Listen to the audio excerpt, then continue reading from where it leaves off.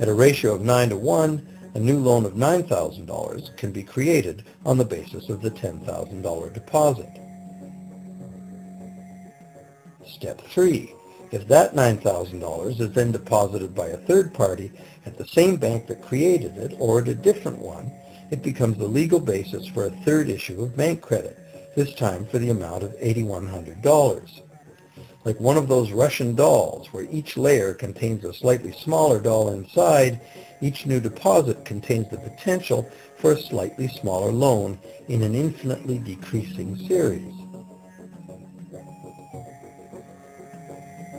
Now, if the loan money created is not deposited at the bank, the process stops. That's the unpredictable part of the money creation mechanism.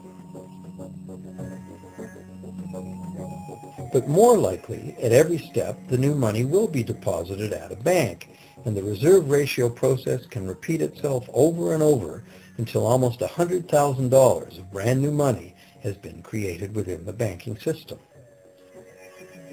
All of this new money has been created entirely from debt, and the whole process has been legally authorized by the initial reserve deposit of just $1,111.12, which is still sitting untouched at the central bank. What's more, under this ingenious system, the books of each bank in the chain must show that the bank has 10% more on deposit than it has out on loan. This gives banks a very real incentive to seek deposits in order to be able to make loans, supporting the general but misleading impression that loans come out of deposits. Now, unless all the successive loans are deposited at the same bank, it cannot be said that any one bank got to multiply its initial high-powered money reserve almost 90 times by issuing bank credit out of nothing. However, the banking system is a closed loop. Bank credit created at one bank becomes a deposit in another, and vice versa. In a theoretical world of perfectly equal exchanges, the ultimate effect would be exactly the same as if the whole process took place within one bank.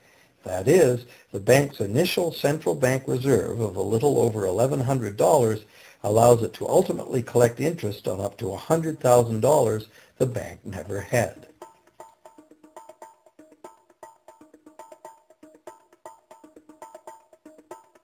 If that sounds ridiculous, try this. In recent decades, as a result of steady lobbying by the banks, the requirements to make a reserve deposit at the nation's central bank have all but disappeared in some countries, and actual reserve ratios can be much higher than 9 to 1. For some types of accounts, 20 to 1 and 30 to 1 ratios are common. And even more recently, by using loan fees to raise the required reserve from the borrower, banks have now found a way to circumvent reserve requirement limitations entirely.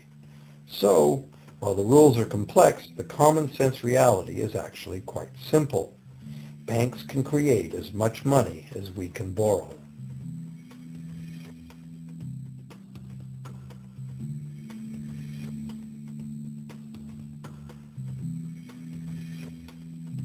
Despite the endlessly presented mint footage, government-created money typically accounts for less than 5% of the money in circulation.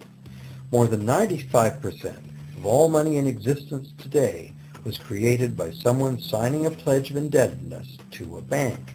What's more, this bank credit money is being created and destroyed in huge amounts every day as new loans are made and old ones repaid.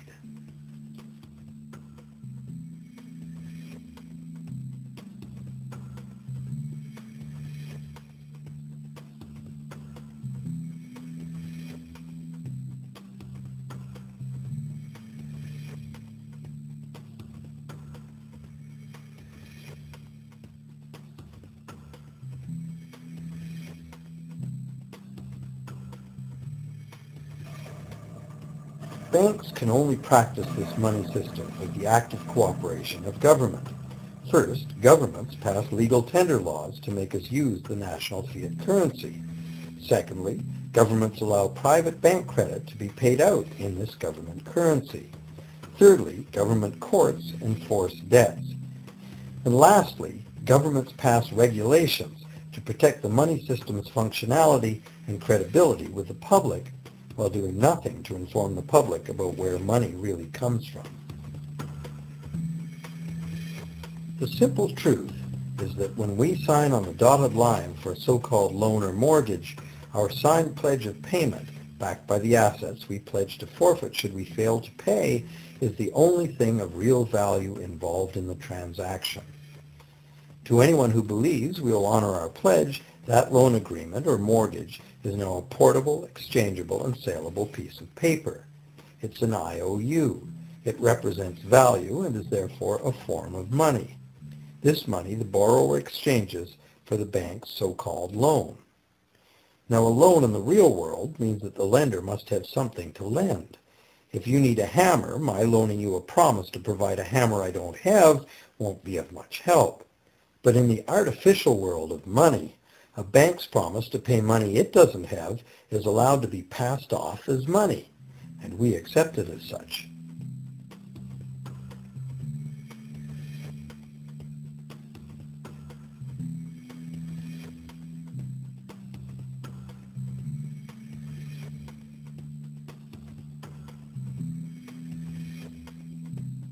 Once the borrower signs the pledge of debt, the bank then balances the transaction by creating, with a few keystrokes on a computer, a matching debt of the bank to the borrower. From the borrower's point of view, this becomes loan money in his or her account, and because the government allows this debt of the bank to the borrower to be converted to government fiat currency, everyone has to accept it as money. Again, the basic truth is very simple. Without the document the borrower signed, the banker would have nothing to lend. Have you ever wondered how everyone, governments, corporations, small businesses, families, can all be in debt at the same time and for such astronomical amounts? Have you ever questioned how there can be that much money out there to lend? Now you know, there isn't.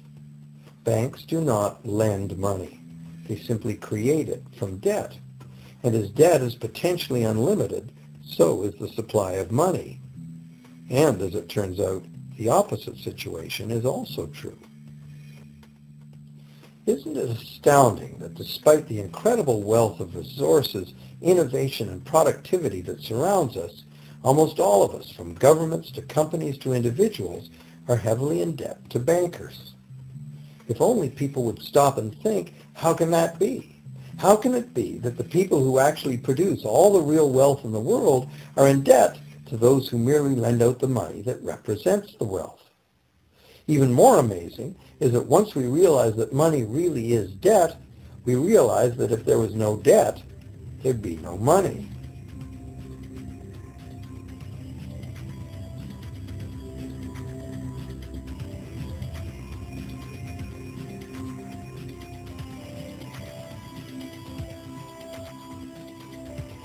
If this is news to you, you are not alone. Most people imagine that if all debts were paid off, the state of the economy would improve. It's certainly true on an individual level. Just as we have more money to spend when our loan payments are finished, we think that if everyone were out of debt, there would be more money to spend in general. But the truth is the exact opposite. There would be no money at all. There it is. We are totally dependent on continually renewed bank credit for there to be any money in existence. No loans, no money, which is what happened during the Great Depression. The money supply shrank drastically as the supply of loans dried up.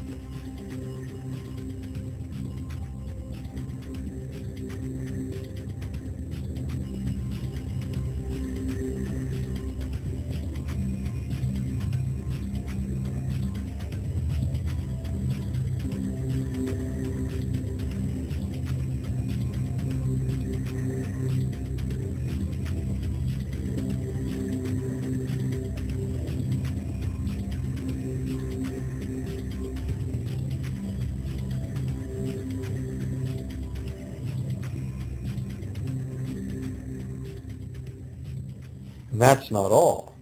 Banks create only the amount of the principal. They don't create the money to pay the interest. Where is that supposed to come from? the only place borrowers can go to obtain the money to pay interest is the general economy's overall money supply. But almost all that overall money supply has been created exactly the same way, as bank credit that has to be paid back with more than was created.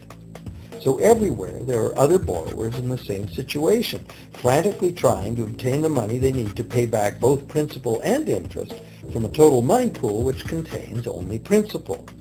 It is clearly impossible for everyone to pay back the principal plus interest because the interest money doesn't exist. This can even be expressed by a simple mathematical formula. The big problem here is that for long-term loans, such as mortgages and government debt, the total interest far exceeds the principal. So unless a lot of extra money is created to pay the interest, it means a very high proportion of foreclosures and a non-functioning economy. To maintain a functional society, the rate of foreclosure needs to be low. And so, to accomplish this, more and more new debt money has to be created to satisfy today's demands for money to service the previous debt. But of course, this just makes the total debt bigger, and that means more interest must ultimately be paid, resulting in an ever-escalating and inescapable spiral of mounting indebtedness.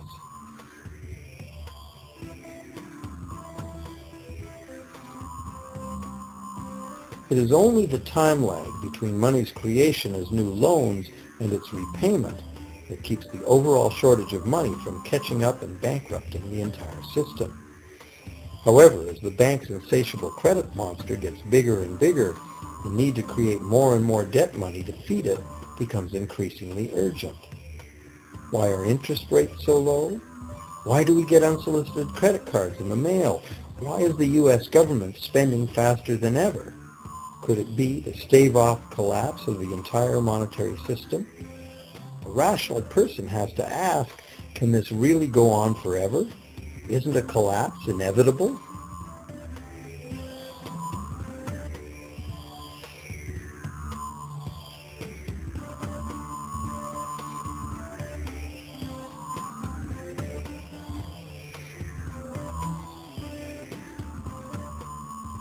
Money facilitates production and trade.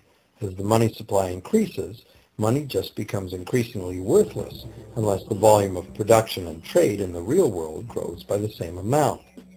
Add to this the realization that when we hear that the economy is growing at 3% per year, it sounds like a constant rate, but it's not. This year's 3% represents more real goods and services than last year's 3% because it's 3% of the new total. Instead of a straight line, as is naturally visualized from the words, it is really an exponential curve getting steeper and steeper. The problem, of course, is that perpetual growth of the real economy requires perpetually escalating use of real-world resources and energy. More and more stuff has to go from natural resource to garbage every year forever, just to keep this system from collapsing.